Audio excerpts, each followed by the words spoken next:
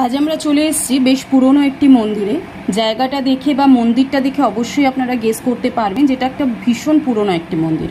হ্যাঁ, এটি খুব পুরনো একটি মন্দির। এটি রথতলার রথ মন্দির, যেটা শ্রীকৃষ্ণরাই টেম্পল নামেও কিন্তু পরিচিত। এটি প্রায় 1975 সালের আশেপাশে তৈরি হয়েছিল। হয়তো সঠিক সালটি আমি বলতে পারলাম না, যারা জানেন অবশ্যই আমাকে কমেন্ট সেকশনে জানিয়ে দেবেন। এটি তৈরি করেছিল নিমাইচন্দ্র এবং গৌরচর মল্লিক, যেটি খুব একটা জাগ্রত মন্দির, যেখানে রথ উপলক্ষে এখানে পুজো হয়। হয়তো আজকে রথের 4th ডে ইয়া 5th হবে। আপনাদের সাথে শেয়ার করতে একটু লেট হয়ে গেল। অবশ্যই এখনও সময় আছে, যারা আসতে চাইছেন আসতে পারেন। কিভাবে আসবেন আমি ডেসক্রিপশন বক্সে পুরো অ্যাড্রেসটা দিয়ে দেবো।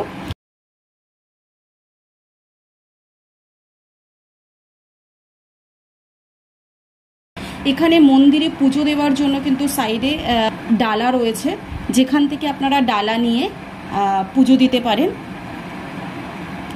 খুব শান্ত মনোরম একটি পরিবেশ। টেম্পলটা দেখলে অবশ্যই আপনারাও বুঝতে পারবেন যে এটি বহু প্রাচীন একটি মন্দির। এলাকার মানে মন্দিরের যে আশেপাশে যেই বাতাবরণটা, সেটা সত্যি খুবই শান্ত এবং মনোরম, সবার ভালো লাগবে। এবং এই যে 7 দিনের জন্যই এখানে আসা যায়। পরেও আসতে পারবেন, বাট এতটা হয়তো মন্দির খোলা বা মেলা যেটা হয় সেটা হয়তো নাও দেখতে পারেন। তো অবশ্যই আমি বলবো মন্দিরে এই যে 7 দিন চলে, সেই 7 দিনে আসার জন্য। ভেতরে পুজো আছে, মানে পুজো দিতে পারবেন। ভেতরে পুরোহিত বসে থাকে, যেখানে আপনি ডালা নিয়ে এলে পুজো দিতে পারবেন। আমাদের মন্দির ঘোরা হয়ে গেছে, এবার আমরা বাইরে চলে যাব এবং মেলাটা একটু ঘুরিয়ে দেখব। সবাই বুঝতে পারছেন যে এখন বৃষ্টির সময়, তো বাইরে একটু কাদাটা অবশ্যই আছে, কিন্তু তারপরেও মেলা ঘোরার আনন্দ সবার থাকে। এবং এখানে কিন্তু ভিড় কিন্তু মোটেই কম নেই। যতই বৃষ্টি হোক কাদা হোক, ভিড় এবং দোকান কিন্তু একদম জাঁকজমক রয়েছে। সব রকমের জিনিস আছে। মেলাটা একটু ঘুরে দেখাবো। যারা নতুন বন্ধু আছে অবশ্যই আমি বলবো চ্যানেলটিকে সাবস্ক্রাইব করে নেবে, সবার সাথে শেয়ার করবে। এত সুন্দর একটি ভিডিও মন্দির দেখার সুযোগ করে দেবে। সবার সাথে শেয়ার করে ভালো লাগলে লাইক করবে, কমেন্ট করবে।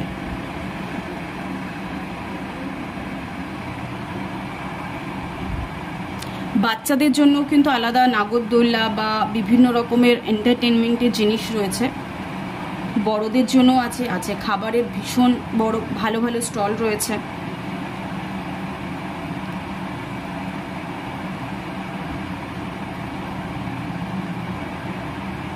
খুব বেশি বড়ও নয় এবং একদম ছোটও কিন্তু মেলাটা নয়। তো সবার এলে অবশ্যই ভালো লাগবে।